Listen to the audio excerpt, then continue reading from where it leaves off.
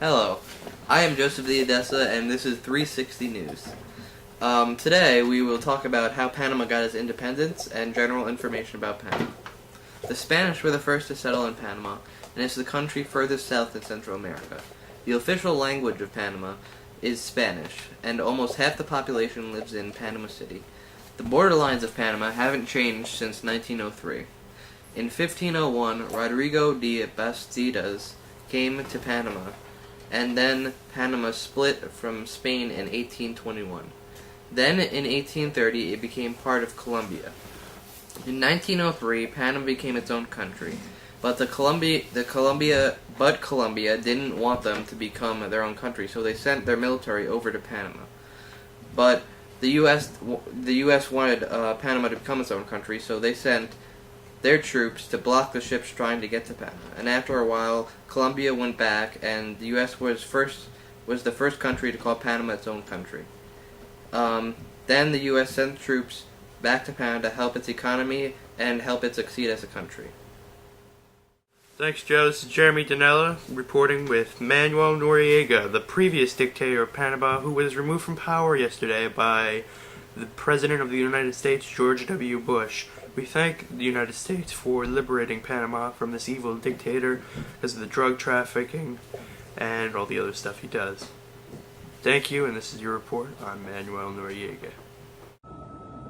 Manuel Noriega's final moments on U.S. soil. The former Panama strongman and once ally of the U.S. is gently led from a car and onto a flight bound for France. There he'll stand trial, facing charges of using profits from the illegal drugs trade to buy property. Though France has long requested Noriega face trial, and he's already been found guilty in absentia there, his lawyer was still surprised. We have had no official recognition whatsoever. We've heard from the press, and you folks tell us that he's on a plane to France as we speak. I'm surprised that they just didn't put a black hood over his head and drag him out in the middle of the night. Thank you, Jeremy Danella. And it's Alessio Rosado here to talk to you about Panama Canal. The Panama Canal was first started by Ferdinand de Lesseps. He began the construction of the Panama Canal as a sea level canal. He started on January 1st, 1880. He then stopped working on it at 1893. Well, the French government stopped working on it in 1893. It was abandoned due to disease and the sheer difficulty of building a sea-level canal. Many Panamanians felt that the canal zone rightfully belonged to Panama. Student protests were met by the fencing in of the zone and increased military presence.